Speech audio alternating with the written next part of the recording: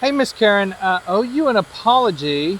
It's taken me, I meant to do this yesterday. By the time I got to it, I was the last one at the dealership and everything was locked up and I couldn't get the keys. But anyway, this is a brand new Buick Enclave. Um, very, very compelling vehicle. Love the styling with the black accents on the wheels. Um, just a really, really neat vehicle. Um, this is very similar to the brand new GMC Acadia. Both of them are selling so well we can't hardly keep them in stock. Um, Show you some of the styling here. Look at this massive screen in the vehicle. The screen comes from the Cadillac Escalade. This interior is black with the white piping on the seats. I think it's just gorgeous, just absolutely gorgeous. And this is a very, very close interior to the Cadillac Escalade also. Of course, Buicks are as close as you can get to a Cadillac Escalade, or to a Cadillac, I should say. In here, you see you've got wireless charging, so if I lay my phone down, doesn't matter how big the phone is, there's plenty of room to charge. Even I've got the biggest Android phone that they make with a massive case on it. But now that I wake up the vehicle, I'm going to turn the AC down so that we can, so that you can hear what's going on. But anyway, you've got this really great dashboard right in front of you. You can see you've got your miles per hour, direction that you're pointed, current fuel range, left, right here,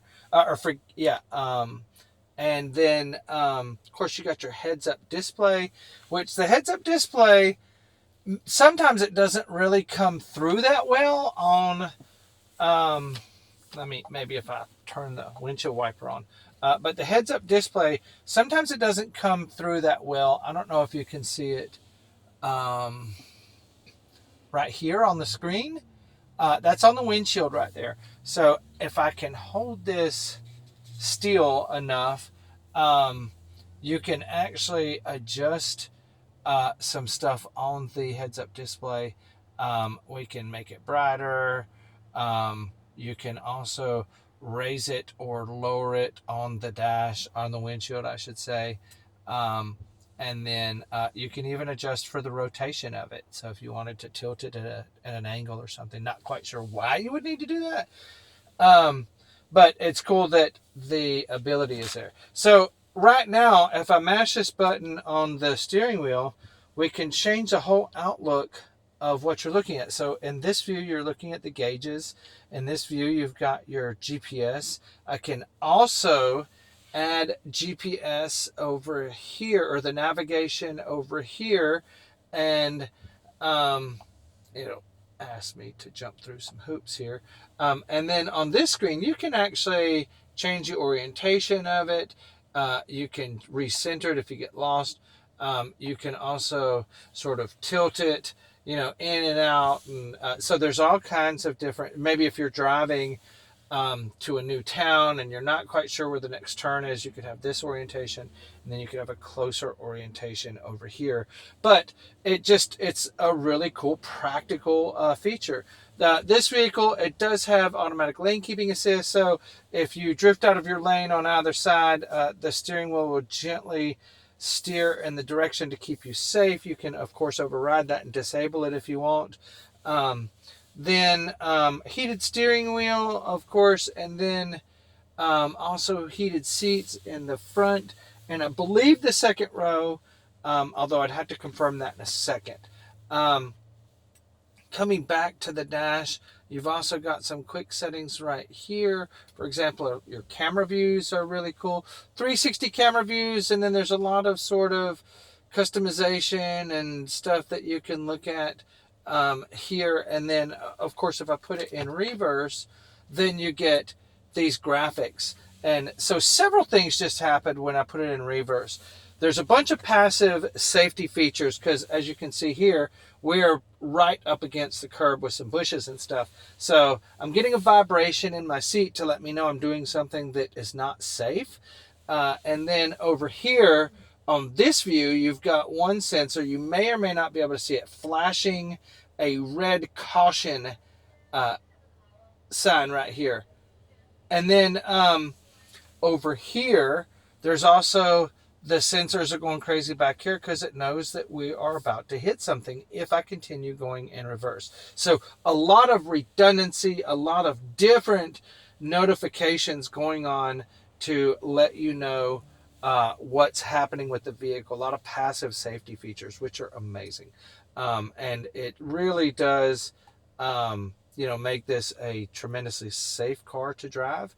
Also, I want you to see, it's a little bit hard to see. You've got a graphic right here that comes up as I turn the wheel. You can see that graphic changes also. So this is showing you all of the things in your path that you're going to eventually hit, but you can also see the graphic. And the next thing too, you can see that same graphic barely from back here. But you can also see what the front of the vehicle is doing. So if your husband or your kids or something are parked right next to you, you can see that if you turn the wheel further out, you might hit somebody, or then, and anything, of course, touching any of these lines, you will eventually hit. So really cool safety stuff here. Then I'm going to back up out of here and put it also back in park. But you've also got, IntelliBeam headlights. So the headlights would stay in high beam all the time until it got unsafe for another driver that was coming towards you if you're coming up behind somebody. Then it would automatically dim down to low beams. Over here, you do have adaptive cruise control. So you can see this icon right here. When I mash the cruise control button on the steering wheel. And what that, it's this button. And what that does is adaptive cruise control is, set the cruise at 70. If I pull out in front of you, I'm going 60 miles an hour. The car would slow down to 60, match my speed until I get out of your way or you change lanes. And once it's safe to resume your previous cruise control set at 70, it would do so. So that's really neat also. Over here, if I mash this button, you can see that's your gap adjust to when do you want to start slowing down once a slower car gets in front of you. It also would give you collision alert warnings if somebody slams on the brakes or something. So neat stuff there. Just in terms of and down here you've got the stereo, which it won't do it justice if I play it here over the phone, is unbelievable. There's Bose speakers in here, which are the best in the business. And then of course there's a commercial right now. But turning around, you've got beautiful captain's chairs in the second row. There's charging ports everywhere in here. All three rows have charging ports, so that's great. Also, you've got the arm of the chair that you can fold down too. But just a stunning interior in here. I'm going to show you the panoramic sunroof. I'm opening the sunshade right now. And I don't necessarily like to have the sunroof open to the sky, to the air, but I do like looking through it. And I think it really improves the sort of ambiance in your vehicle. So there's that. So you have that in here also.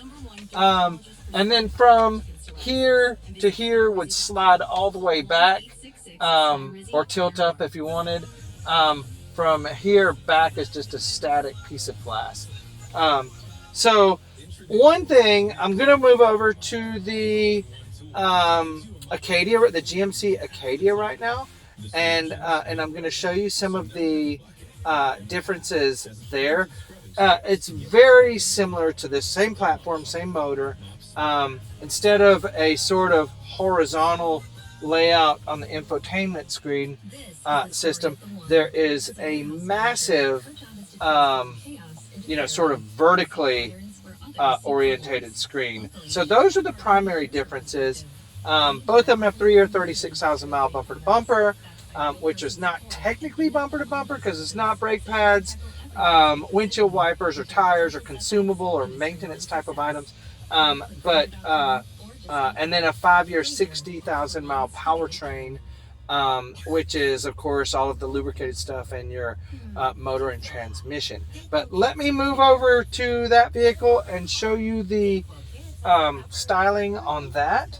Oh, and by the way, both of these vehicles at night with the ambient lighting and everything are just, I mean, stunning.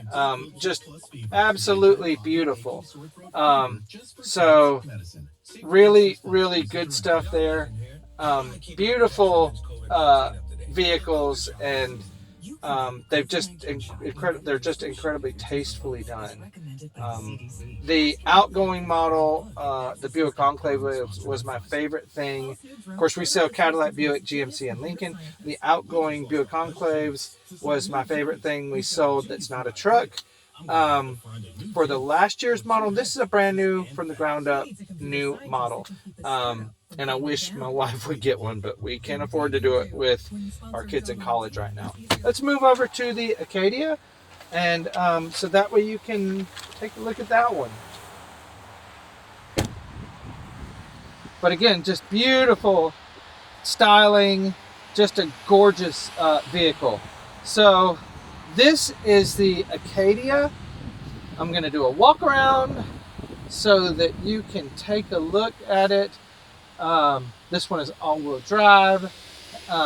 This one really, the styling, it's very, very similar vehicle, but the styling more closely resembles the Yukons. So, and I'm sure that will come through in this video, but take a look at that. Because this is the AT4, you get the red tow hooks on it, and just a beautiful vehicle. And this is, really kind of geared towards the people that want all of the bells and whistles of a Yukon AT4, but they don't want the size of it. I'm going to open up the cargo area right here. This is going to be the same size as it is on the, very similar to the Buick Enclave we just looked at. There's also in both of them this hidden compartment, which your spare tire would be underneath here. And this bin is removable. So if you had, sandy clothes or muddy clothes from the lake or the beach, or kids or grandkids, they could put all their stuff in here. You can remove this whole tray and hose it out. You're also great for, cold items from the grocery store, or who knows what. You could put some ice in there if you wanted.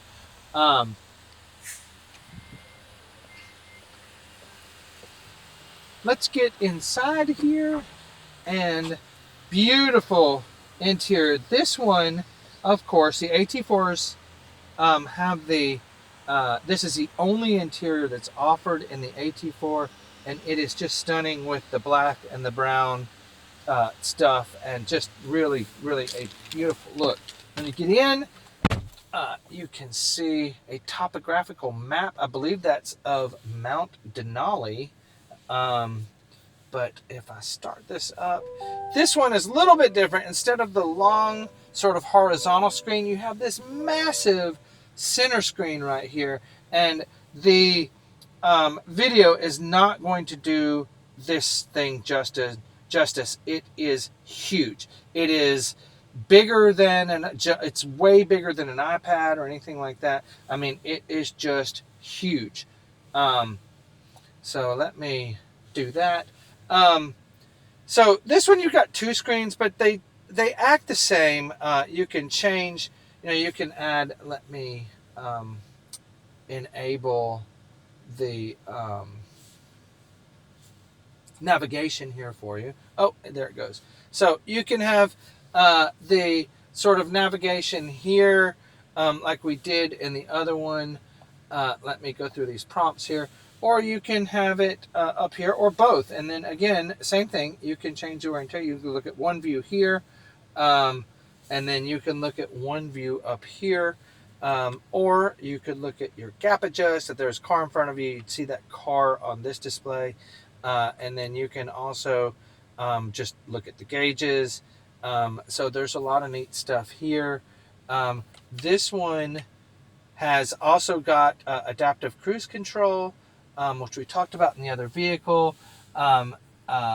So neat stuff there. It does have a heads-up display, again, which, again, you may or may not be able to see it. Might be able to see it better, as a matter of fact, but you can see it right above my finger right there.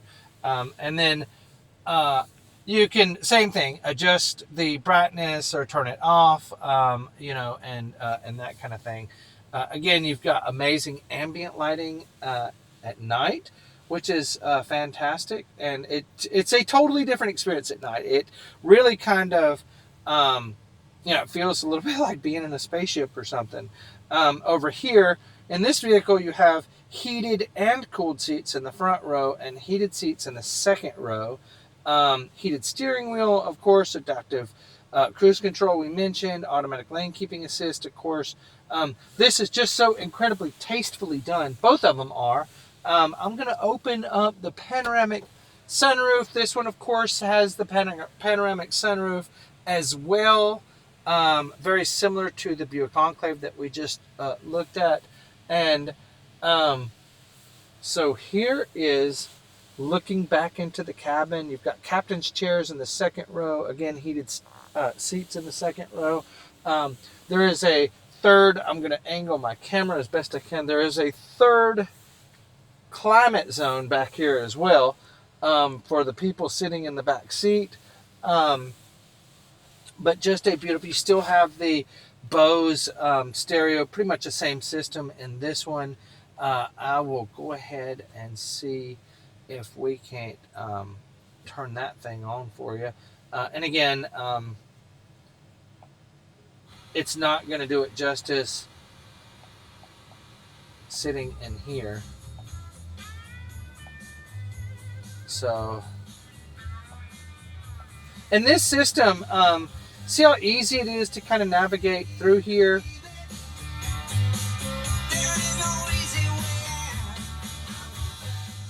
So it's so intuitive and easy to use. Both of these systems, this is a Google-based system. It does have Android Auto and Apple CarPlay, which is kind of grayed out because we don't have them enabled right now. And that just turns all of this into an extension of either your iPhone or your Android phone. But these are beautiful vehicles, and I would love to show you in person. Again, these do not, these videos will not do these vehicles the justice that they deserve. Since you're only half an hour away, I'd love to have you come in and take a look at them and take them for a drive and let me know what your thoughts are. The three most, I think, compelling vehicles that we offer right now are the three that you're sort of considering right now. The Lincoln Nautilus, which only has 2 rows, and then this one and the Enclave have 3 rows. These are a little bit, the Buick Enclave and the GMC Acadia are a little bit less expensive, $2,000 or $3,000, probably depending on how you get the other one optioned out. Less expensive on the GMC and the Buick. And, if you don't need the third row back there, you fold those 2 seats, or that back seat back, and there's 3 actually seats back there in the third row. But when you fold those down, then you've got 2 rows and a massive amount of storage in here. But it's still a mid-size SUV, so you're not driving like a tank around like maybe you would feel like if you were driving an Escalade or a Yukon or a Navigator. So there's a lot to kind of unpack here. Here's your 360 camera views. It's the same system that we just talked about. And then if I put it in reverse, these are the same graphics that we talked about. And as I turn the wheel, like for example, you see we've got a car parked next to us, and you can see as I turn the wheel, that graphic pops out from the front of the vehicle to show you what the front is doing. So as I turn the wheel, you can see that right here, we're good. I can back up no problem without hitting that vehicle. There's no guesswork. There's no speculation. There's no, I can't see that good, or, stuff with your eyes. It is perfect and foolproof 100% of the time. So if I turn the wheel further, you can see with the graphic, I'm going to hit that thing. So, and the same applies to, like, you can see the curb, how far away. I don't know about you, but my wife is a little bit prone to hitting curbs, and don't tell her this, but the joke at home is mom sucks at driving. But if you're wondering how far you are from the curb, then you can do this, and that's a close-up view of the curb here, which is amazing. And let's say you're backing up, then you can see a close-up view of what's directly behind you, including sleeping dogs or kids playing hide and seek or who knows what. If you needed to look down the sides, you would have these views available also. What about if you had a trailer ball sticking out of the back? You would see a perfect vantage point to hook up your trailer. So again, incredibly compelling vehicle here, and one worthy of consideration, particularly for somebody like you who is carrying grandkids around. You can also, on both vehicles, change the modes, the drive modes. And then there's a lot of different options. This would be, let me do it again. Let's see here. So you've got off-road mode, you've got terrain mode, which is kind of crawling through off-road stuff, your tow haul mode, your normal driving, how about sport? And you can see the graphic change to something more exciting. So there's a lot of different options here. And changing these drive modes will dramatically change the shifting points, the suspension settings, all kinds of stuff. The way that the handling characteristics of the vehicle. You've also got all-wheel drive button in here in case it's snowing or slippery. Just a ton of bang for the buck at a really, really affordable price point. Miss Karen, thank you for watching this long video. I didn't expect it to be 22 minutes, so please forgive me for that. I hope this helps. Please give me a call. I would love to earn your business. And of course, remember, we don't have any dealer fees or doc fees of any kind. We're an alternative to all the BS that you hate about buying a car. No pressure, no goofy sales tactics. Just, I'll show you vehicles, answer questions, let you make up your own mind. If you're here in Alabama, you're only, and you are, but for other people seeing this, if you're here in Alabama, we've got some of the lowest price sales tax in the state, certainly among the lowest at 2.75% with no dealer fees or doc fees of any kind. Anyway, please give me a call. My name is Chris. My phone number is 205-405-8091. God bless.